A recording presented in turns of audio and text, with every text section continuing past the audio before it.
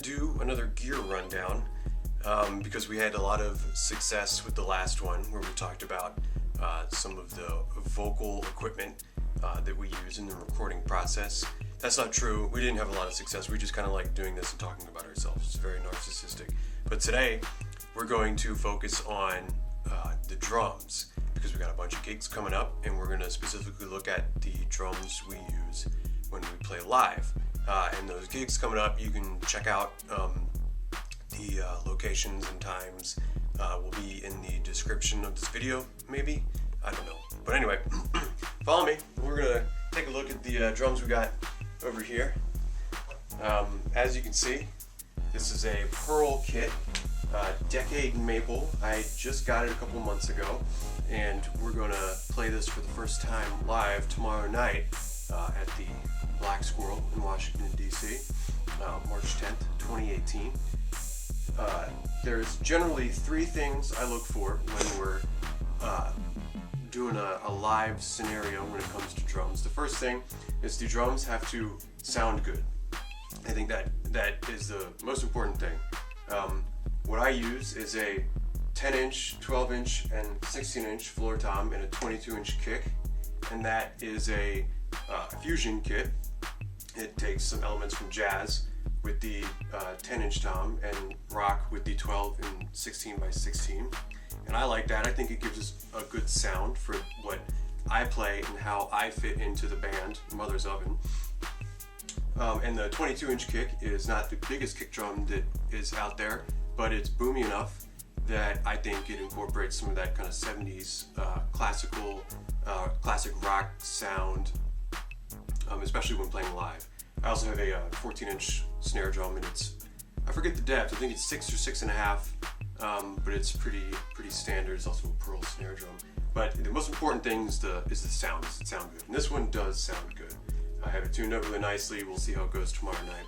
The second thing that I look for is how it looks, and especially when playing live, you have to worry about how the kit is going to show on stage under a bunch of bright lights.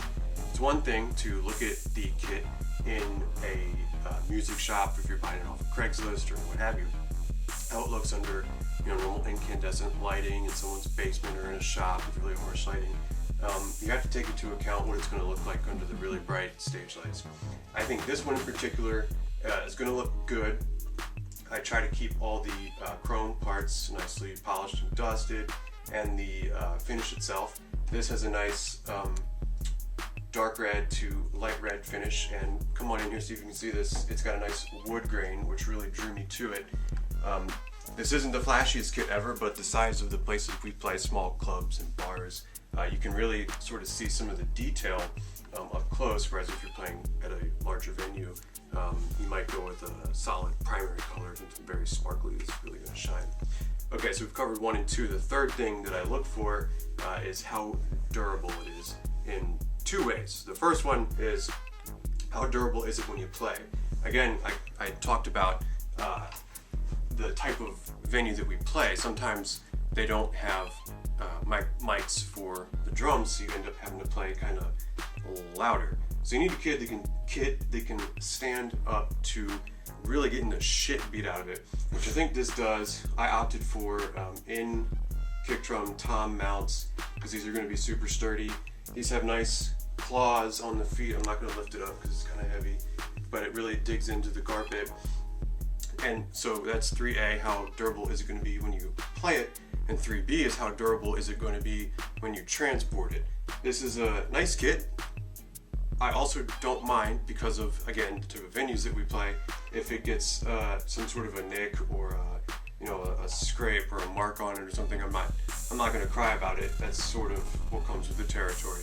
So this and the previous Pearl kits I've used when playing live do really well with that, and they can kind of take a beating, literally and figuratively, and still come out on the other side sounding great and still looking great. You can always rewrap them or refinish them if it so behooves you. So that's what I look for. Those are my threes: sound, look, and durability.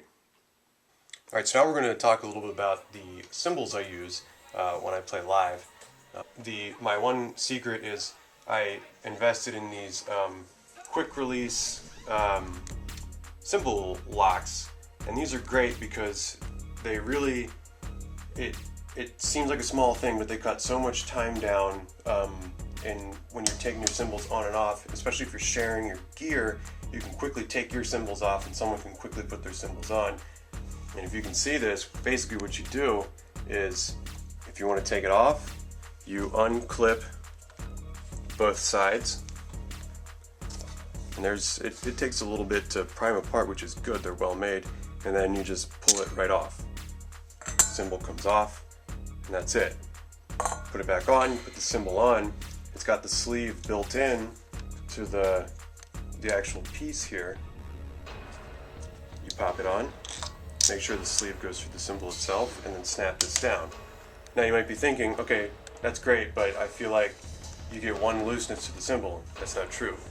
You can twist it, and it tightens it up. It goes tight as you want. You can also achieve tightness by unhooking it and just pressing down more when you install it and clipping it shut. Those are great. They save an incredible amount of time, and that's my one secret. In my opinion, they really are a game changer. So now we're gonna talk about another actual playing live secret that at least works for me, and it's the stick placement. So a lot of guys have one of these holders. This is an old holder that I have for sticks on their hi-hat, which is great. I keep a couple sticks in here, always with the bead down. I also have my stick bag clipped to the side of my floor tom here. So what that does, if I drop a stick with either hand, I can easily go to either one, and they're distributed evenly on both sides of the kit. So that is super useful. A bit excessive and redundant, yes, but if something goes wrong, you can reach for sticks on either side. If you drop more than 4 sticks in a show, you're probably doing something wrong. You might want to change up sticks, but I've never done that before. So the last thing we're going to talk about is the kick drum. I think it's the bedrock of your live performance. If you have a kick that sounds like shit, your whole drum set is also going to sound like shit. The real trick is to obviously get your kick tuned and spend some time working on that until it sounds good, nice and boomy. But when I play live, I have this little pillow in here with a Velcro thing, and that actually came stock on this kit. But generally when I play live, if you're gonna damper the kick inside, which in this day and age you should, these kicks are designed to have a damper in them, but it's not too much.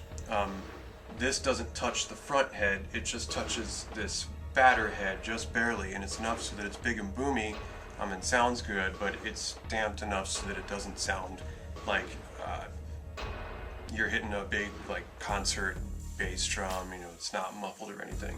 So it's got a nice boom to it, and it sounds nice live.